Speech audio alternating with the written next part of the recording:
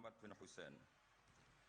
I'lam rahimana wa huwa iyyaka anan nabiyya sallallahu alaihi wasallam qad a'lamaka iku merohno sapa mirsakno sapa nabi ka ing sira fi hadal hadis ing dalam ikhlas hadis anna Jibril saat temene malaikat Jibril alaihi salam innama sa'alan nabiyya sallallahu alaihi wasallam bi hadrati ashabi ana ing ngarepe sahabate para nabi. Innama arada mesti ngersakno sapa Jibril ayu alimahum ing yen to ngeruhna sapa Jibril ing para ashab amrodinihim ing urusan agamane para sahabat. Fayam bagi mongko saejo al muslimin apa ya alamu yang to ngerti sapa al muslimin hu ing amrodinihim.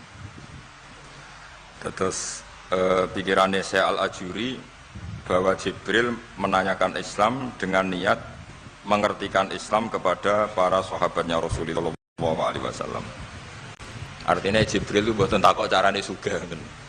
Saiki wong takok kiai iku salah alamat. Wong alim takoki carane sugih, carane dadi bupati, terus carane duwe akeh. Wong alime dhewe ora pati dhuwit ditakoki. Kadang kula iki suwani tiyang, Gus kula bojo kula kathah carane rukun piye.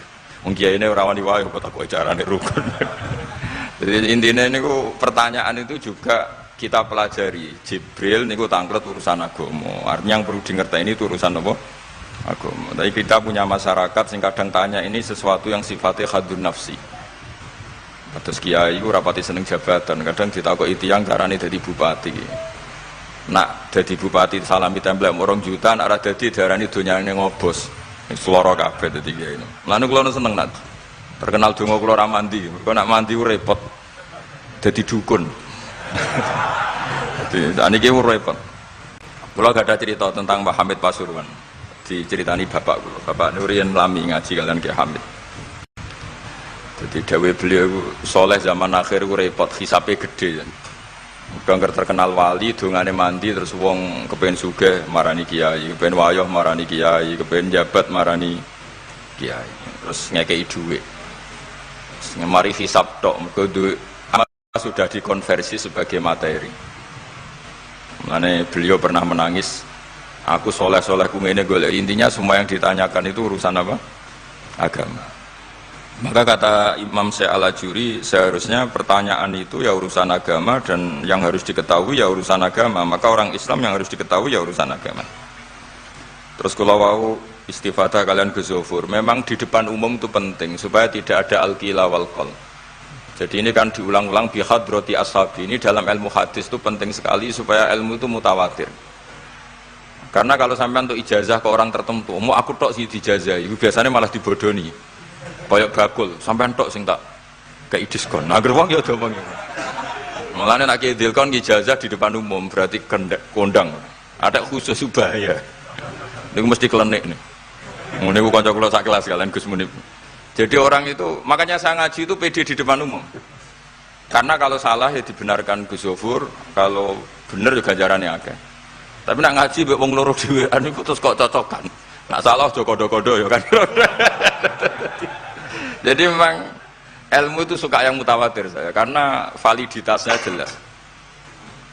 Makanya dulu itu dikaji hadis kok enggak mutawatir itu enggak mutu. Paling firrut batil ulya tentu yang apa? Mutawatir. Dikatakan bi hadrati ashabi atau ketika Nabi khutbah. Apalagi pidato Nabi di hajatil apa? Wada'. Sehingga hadis ahadi itu banyak yang masalah. Karena satu ada subjektivitas rawi. Kalaupun sahih itu ada subjektivitas rawi. Seperti yang diceritakan Ghazofur tadi, Abu Dzar itu orangnya soleh, tapi punya subjektivitas kesolehan yang sangat individualistik. Sehingga beliau jadi, tapi kalau umum kan standarnya jelas apa? Standarnya apa? Jelas. Ya saya teruskan. Jadi bihadrati ashabi itu menurut saya kata kunci karena pentingnya mutawatir. Terus menyangkut pertanyaan tadi yang Gus Zofur bilang enggak semua pertanyaan harus dijawab. Sebetulnya saya juga ngritik. Enggak semua yang diunek-unek takokno. Kadang wong takok nasib. Kita misalnya saya itu sering punya utang 1 juta nek gak iso nyaur. Kadang wong takok kula diutang 1 miliar carane nyaur piye? Wong kene diutang 1 juta ora carane nyaur kok ditakoki sak utang napa? 1 miliar. Kula ning santri, bojone niku 3 wong sugih. Kowe iku ora gersowan kula takok carane ngrukono bojone. Ya kene bingung piye carane. Bojo sitok kowe kudu urip malah. Ditakoki.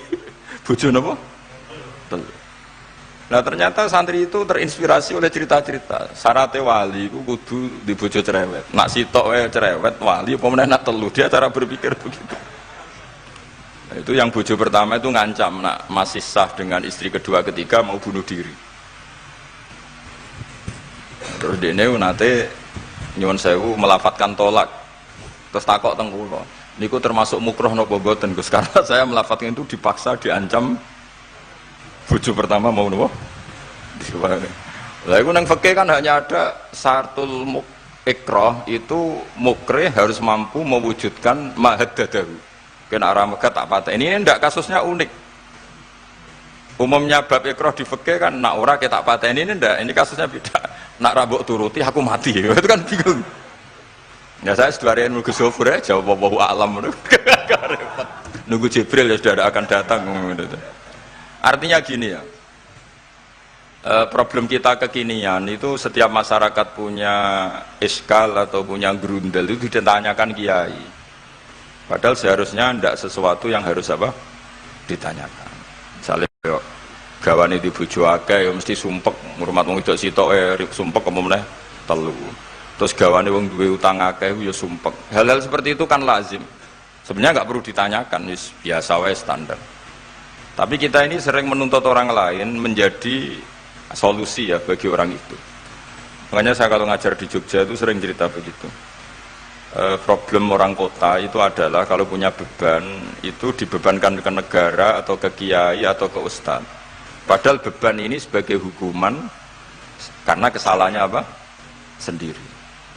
Saya masih ingat betul ketika kasus Aid.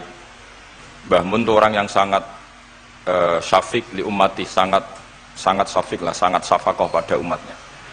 Ketika ada seorang dokter peneliti obat Aid, itu sangat tertantang, dia sangat obsesi bisa menyembuhkan Aid. Aid yang karena free sex ya, bukan karena ketularan. Saya ulang lagi, yang karena seks bebas, bukan karena ketularan. Itu tidak biasanya yai duko. Baru pertama itu saya melihat yai itu agak duko. Terus beliau tidak jawab, tapi setelah dokter itu pulang ngendikan begini, pangeran itu kadang ngersakno kabeh iku ana sangsine, cara bahasa modern ana sangsine. Ya tujuane pangeran iku wong ben tobat ben balekna ning Allah. Dadi ana wong uripe ngawur diutang, ya sangsine wong urip ngawur diutang ben uripe apik. Intinya Mbah Mun mau ngendikan kesalahan itu pantese ya ana sangsine ben wong tobat.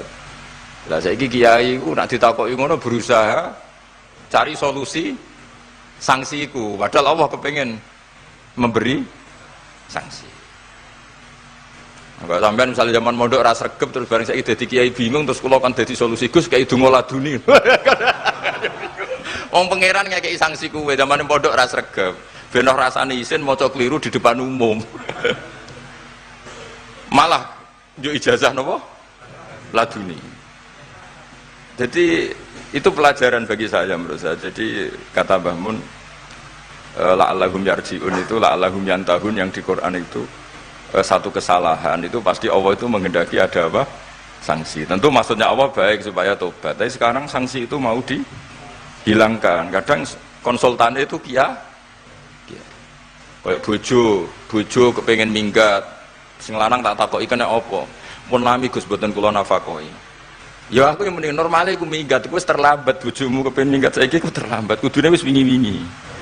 Normale wong lanang ra tanggung jawab, mencen sanksine bojone minggat. Itu cara kula kiyaine memberi napa? Solusi. Tak takoki minggate teng diteng tiyang tuane. Berarti bojomu pinter. Wis ngerti sing lanang ra kena deloki melok wong tuane ya meniku. Dadi nah seperti itu menurut saya semua kiai itu harus kayak saya dalam bab itu. Tapi mereka cari dongo, piye bojo iki ra dicukupilah seneng. Terus golek akeh pengasih, golek jimat. Akhirnya bangun nanti cerita, sing kula malih tak kenang sih. Akhirnya kiai ini nganti lali ya.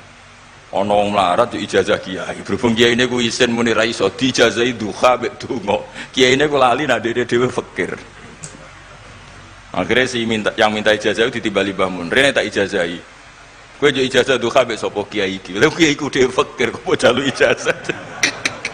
Yo ijazah ya mek aku sing wis sukses dadi kiai sugih. Artinya apa? Bener ceritanya Gus Zofur, gara-gara setiap pertanyaan itu memaksakan bisa jawab. Terus kayak neng pondok loh, sekarang dene di Joko Tua, lo kok ngekei ijazah mahabbah? Dene pondok ganti Joko Tua. Itu di pondok mana-mana, Gus itu ada ijazah laduni. Padahal sing ijazah itu ya tau ramu. Sekolahnya ora tau buka. Ngono dicawal ijazah laduni yo. Coba di pondok-pondok beredar gak ijazah ketemu Nabi Khidir? Beredar. Padahal yang ijazah juga gak pernah. Nah itu karena yang diceritakan seperti tadi, memaksakan bisa. Jadi karuan ini diwerai iso ya santai wae. Nah aku pengen ngipi ketemu Rasulullah itu beredar gak ijazah itu? Mungkin Pak Del kan yang pernah mengijazahkan itu. Tapi orang tahu. Sampai tahu ijazah ini Pak Zakaria. Oh, jadi apa? Ijazah terus ya. Karena jubir Torekoh nih. Jadi intinya kalau tidak bisa ya bilang saja tidak bisa. Sampai apa? Jangan kita lupa tadi ya. Sampai lupa daratan tadi karena problem negara kita termasuk itu. Semua intelektual, semua pakar kalau ditanya problem negara itu semuanya jawab. Akhirnya kan gaduh. Semuanya punya rumus, semuanya punya versi. Akhirnya gaduh. Misalnya pemerataan Indonesia rumusnya gimana? Yang satu bilang, wah ibu kotanya dipindah. Yang satu bilang harus ada sentralisasi di Jawa supaya ada kualitas A, ada kampus terbaik, ulama terbaik. Kalau diratakan nanti kemampuannya rata itu justru tidak bagus. Yang ketiga enggak, wah kualitas demokrasinya dijaga. Yang satu enggak, demokrasi tanpa ekonomi tidak bisa. Sehari santri ya sedunia rasa pikir besok mati ben. Nah itu kan karena memaksakan jawab akhirnya ada kegaduhan. Zaman tabiin yang masih ada sahabat banyak. Sebetulnya bukan zaman tabiin banget karena zaman itu masih banyak apa? Sahabat. Itu mereka cara berpikir sudah semua ahlun nar itu redaksi di Quran tuh khalidina fiha, sehingga zaman tabi'in sudah banyak yang berpikir nggak ada kemungkinan orang sing yukhrajuna minan nar. Sehingga terus ada kafilah itu, ada delegasi, ayo kita ke Medina, semoga kita ketemu sebagian ashabu Rasulillah. Sehingga cerita akhirnya ketemu beberapa sahabat. Di situ diceritakan ada Jabir, ada beberapa lah yang sahabat sepuh bahkan. Nah terus si Jabir ini, sahabat Jabir ini cerita kalau itu memang ada bisa syafaati Rasulillah Sallallahu Alaihi Wasallam. Tapi satu kontingen ini yang tetap berpikiran tidak ada syafaat itu banyak. Alasannya semua cerita tentang ahlun nar adalah khalidina fiha. Ketika Jabir masih hidup itu ya sempat terjadi debat. Loh itu yang khalidina fiha itu amma ahlun nar alladzina hum ahluha. Memang dia berhabitat neraka, memang alamatnya neraka. Kalau sehingga ini menjadi khas. Meskipun khas ini iskal, kita akan iskal karena itu di Quran tidak ada.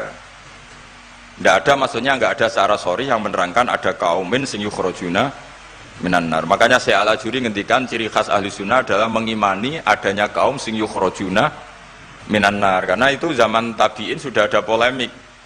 Tapi tentu kita yang mengimani itu. Tapi kalau ada yang tanya di semua Quran kalau masuk neraka itu khalidina fiha itu dijawab apa? Amma ahlun nar alladzina hum ahluha. Memang dia spesifik ahli neraka, memang dia berpenduduk neraka. Alamatnya neraka, KTP-nya neraka, kakaknya neraka. Kalau kita ini ndak, KTP kita surga, mbah-mbah kita ahli surga. Karena alamat kita sebenarnya kan surga. Nabi Adam itu kan surga alamat. Makanya saya ngaji di mana-mana itu betapa baiknya agama ini. Karena kunci surga kita sudah dikasih tahu miftahul jannah. Sementara kita tidak tahu kuncinya neraka. Jadi kena mlebu neraka itu kebangetan. Wong ora roh kuncine kok mlebu. Tapi jare kancaku, wah gak ono pintune Gus, langsung blusek. Ini problemnya itu. Tapi nek sampean mlebu neraka itu kebangetan. Karena yang kita punya kuncinya itu surga, kita tidak punya kunci neraka. Ono sing dikunci neraka, mboten to? Nah, harusnya kita nggak bisa masuk neraka karena nggak punya kuncinya. Jadi kalau nak maca hadis miftahul jannah la ilaha illallah itu syukur kalau cek apike Kanjeng Nabi, wong kunci kok didudono. Itu kan luar biasa. Jadi orang memahami hadis itu. Saya ini tahadus bi nikmah, ini mumpung ada Gus Zofur, ini saya tasihkan. Wal asri demi masa, demi waktu. Saya ketika baca ayat yuridu wa bikumul yusra wala yuridu bikumul usra, dengan ayat wal asri, demi waktu, itu memang luar biasa Islam itu. Coba ya, kita baca kalimat tauhid itu kan hanya butuh waktu setengah menit, mungkin tidak ada la ilaha illallah Muhammadur Rasulullah. Waktu yang sesingkat itu bisa menghapus kekafiran di masa lalu. Jadi misalnya orang kafir 70 tahun, itu terhapus kekafirannya hanya dengan singkat melafadzkan la ilaha illallah Muhammadur Rasulullah. Dan waktu pas dia melafadzkan syahadat ini momen paling dikenang ketika nanti di akhirat. Wal asr, demi waktu. Jadi artinya apa? Momen terbaik kita adalah ketika melafadzkan itu. Dan kalimat itu mudah dan sah, asal belum yughorghir, belum kelerek-kelerek, sah. Dan tanpa syarat. Misalnya sholat tidak butuh suci, butuh nutupi aurat, butuh melakukan rukun dan syarat. Syahadat enggak. Lau ta'laffadhu kafirun biyadi syahadah, mesti apa? Sohat hadi syahadah. Padahal kafir, urung adus, ijek cerita ya, betapa agama ini mudah. Ya kan, kalimat yang bisa menghilangkan kekafiran, kemudian tidak banyak syarat. Coba kalau kamu mau sholat, syaratnya kan macam-macam. Mau zakat, ulama Islam. Ya, terus kita harus menghindari perilaku tertentu, yang perilaku itu zaman Nabi sudah sangat diperingatkan. Misalnya yang masyhur itu Khawarid. Khawarid itu kelompok yang sangat soleh secara zahir. Yes, ibadahnya kata Rasulullah laisa siyamukum kasiyamihim wa qiyamukum kami qiyamihim. Jadi puasa kamu sahabat enggak sehebat puasanya orang apa? Khawarid. Ibadah kamu enggak sebanding ibadahnya Khawarid, tapi mereka sangat biadab. Ya murukuna minaddin murukosahmi minar ramiyah yaqra'unal Qur'an la yujawizu hana jiro. Dan diantara kesolehan yang berlebihan ini kata Nabi apa?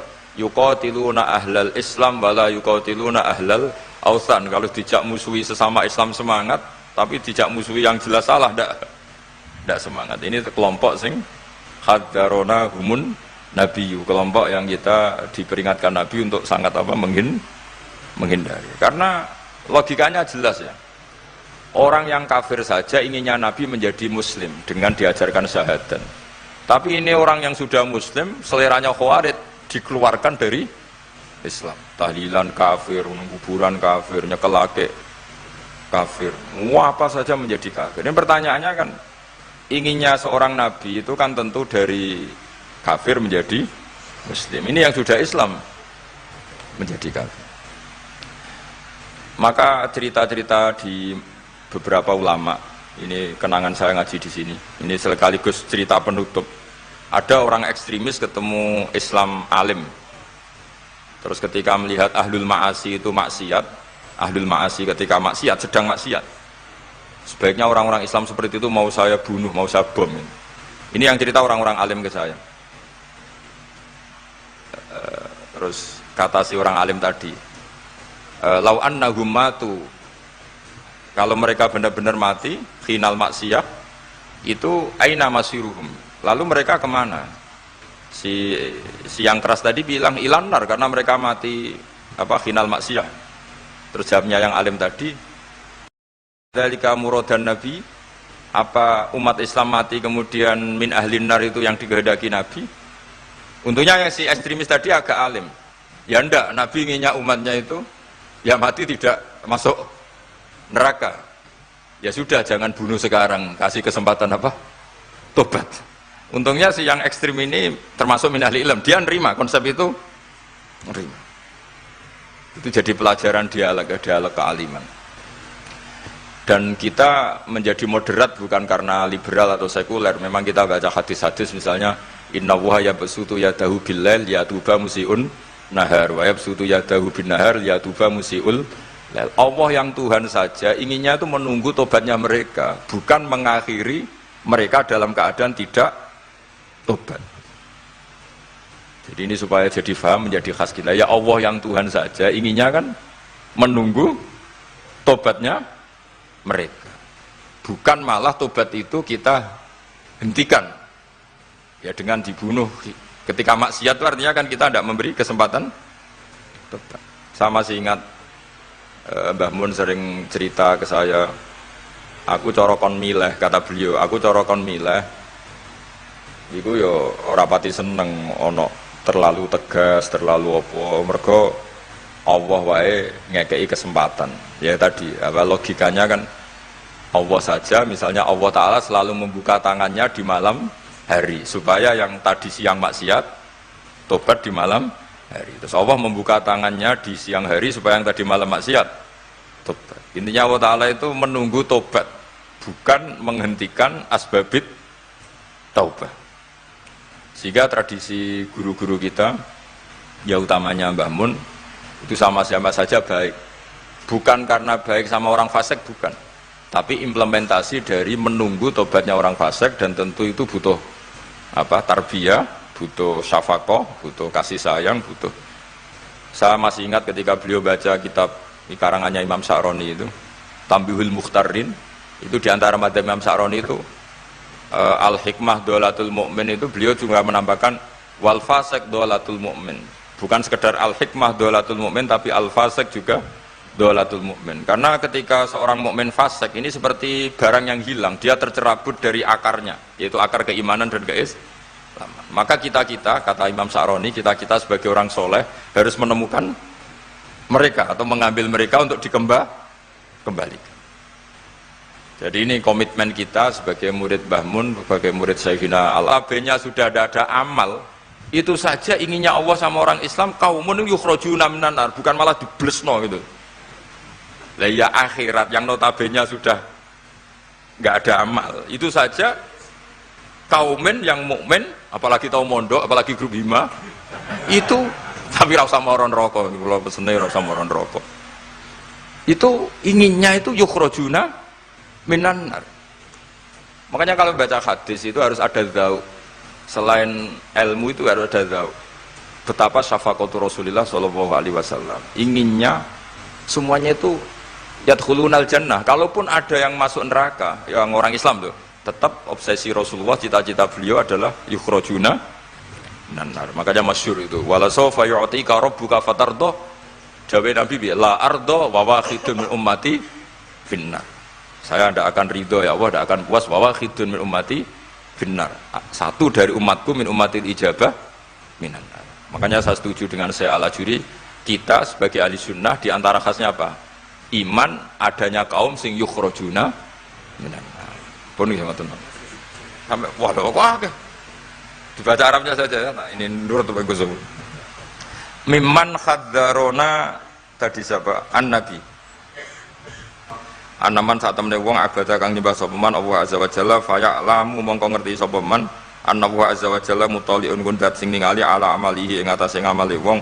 Ya alamu pirsa sapa taala sirruhu ing rahasiane wong wa alaniyatahu lan alaniya wong sing ngamal sing jelas wa alamu lan pirsa sapa taala ma ing perkara tufi kang nyamarno sira min amalika saking amal sira wa malan perkara tubihi kang ngetokno sira ing amal wa malan perkara turidu kang ngarepno sira bi ilmika klan sira kowe ngarepno bi ilmika misale Allahu turidu am ghaira. Dadi maksudnya Allah ana ta kowe ngamal iku ngersakno Allah turidu am ghairahu. Jadi maksudnya Allah tahu amal kamu atau ilmu kamu. Apakah amal kamu ilmu kamu untuk Allah? Allah turidu am ghairahu. Apakah kowe melakukan amal itu karena Allah apa enggak? Ya alamu pirsa sapa taala asirra wa akhfa. Ya alamu pirsa sapa taala khainatal ayuni ing mripat sing khianat. Wa amalan perkara tufi kang nyimpen apa suduru apa dodo. Ya alamu pirsa sapa taala ing perkara antum kang sira kabeh ku alihi ngatasé ma. Fahdaru mongko wedi sira kabeh ing Allah. Mesti wedi Allah dengan makna mendekat ke Allah. Faman mongko te sapane wong roa iku jaga sapa man hadhihi ing ikilah halah. Lah bojo pertama iku ngancam nek ora dipegat bunuh diri. Akhirnya dia nang ngarepe talak di belakang ada mic di belakang. Iku kepegat tau ora. Neng aku yo muni ngene. Aku yo muni ngene. Namun ya seminggu. Untungnya takoki kula nembe seminggu tak akali. Ya sing muni bro, misalnya itu kepegat di jadi lidah. Sakale aku nak misale tanggal entek aku kan yo. Untungnya tanggalnya oh. Tetapi kan jawaban ngono kan koyo gak abadi. Ono pertanyaan sebenarnya.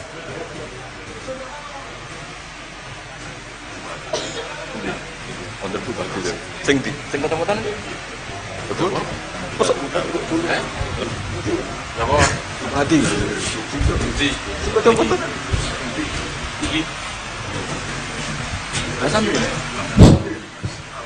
Bismillahirrahmanirrahim. Assalamualaikum warahmatullahi wabarakatuh.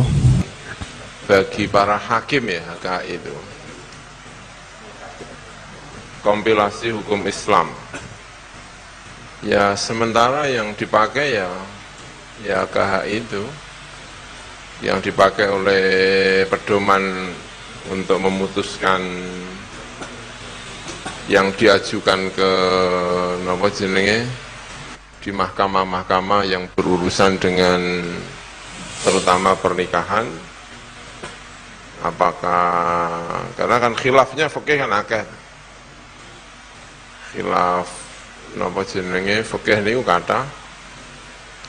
Nah, kula nggih mboten ngertos niku KHI niku. Yang saya tahu ya pokoknya KHI itu nggih niku napa jenenge sudah pilihan-pilihan di antara ulama dijadikan pedoman bagi para hakim. Karena itulah ya kadang-kadang nyun sewu hakim-hakim itu yang dipelajari ya KHI. Ora pati ngerti fikih yang bulat yang banyak asal bisa KHI ya insya Allah bisa jadi hakim, bisa jadi penghulu. Oh ya pedomannya ya KHI. Tapi tentu KHI itu tidak bisa menjawab dengan nomor jenis KHI. Saya kira ya kalau masalah-masalah itu tadi yang saya pahami karena tadi kurang begitu mendengar pertanyaan-pertanyaan itu. Jadi tetap bagaimanapun butuh jawaban, butuh pengetahuan tentang fikih sunnahnya, fikih Al-Quran juga butuh. Kemudian aqwalu al-ulama itu juga dibutuhkan. Dan tentu untuk kasus-kasus di Indonesia, terutama untuk memutuskan banyak hal kasus di Indonesia, sangat membutuhkan KHI, karena itu yang secara resmi kayaknya dipakai di Indonesia, kompilasi hukum Islam. Ya. Walaupun tentu tidak semua ulama Indonesia menyetujui KHI, ya, karena ya KHI itu sudah pilihan-pilihan dari berbagai madhab dan di Indonesia masih butuh madhabnya itu bisa macam-macam. Ya, kadang-kadang nek ora dikai Syafi'i ora gelem dan lain sebagainya, itu ya problem dalam kasus per kasus. Saya kira itu. Oke, terima kasih ya. Terima kasih. Barangkali masih ada penanya kedua, kami persilakan. Terakhir. Ya betul bagus. Assalamualaikum warahmatullahi wabarakatuh. Badhe tanglet kalih Gus Baha. Terose kan jenderale ilmu niku tauhid. Pertanyaan kula, hakikate Gusti Allah niku sinten? Hakikate Adam niku sinten? Hakikate Muhammad niku sinten? Terima kasih. Wassalamualaikum warahmatullahi wabarakatuh. Wah, keren. Santri Ndiren, Gus. Iya, bagus lah.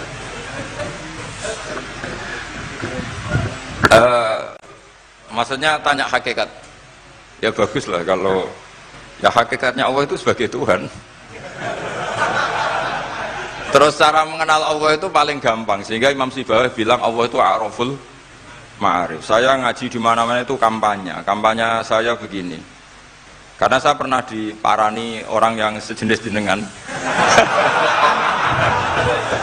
Cuma lebih lebih fasik lah kira-kira gitu. Karena nggak santri sama sekali. Yang datang ke saya itu nggak santri sama sekali. Dia datang begini, Pak Mbak, saya mau Islam serius asal Anda bisa menjelaskan Tuhan itu siapa. Jadi nggak ada sopan-sopannya dia tanya. Terus saya jawab gini, ya aku aja kacau.